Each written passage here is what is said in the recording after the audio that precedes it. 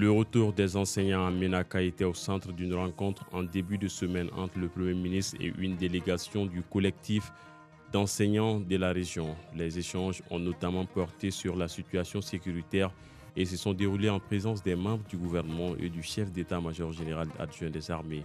Cette rencontre intervient une semaine après une décision du gouverneur de Ménaka de suspendre les salaires de 144 enseignants en abandon de poste à compter du 1er avril 2025.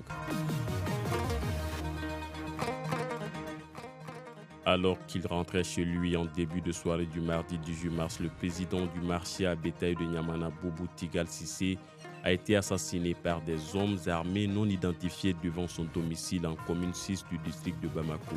Quelques mois avant son assassinat, il avait déjà été enlevé par des individus non identifiés avant d'être libéré quelques jours après.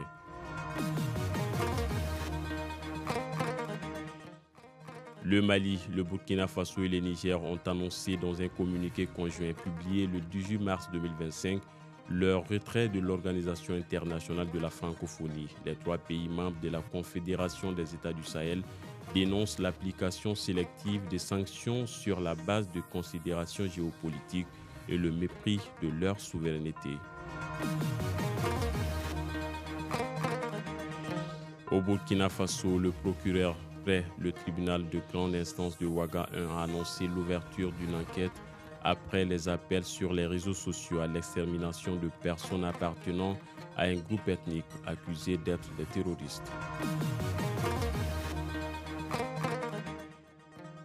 Le gouvernement nigérien a annoncé mardi, à l'issue du Conseil des ministres, des mesures pour mieux encadrer le secteur pétrolier et son partenariat avec la China National Petroleum Corporation, CNPC.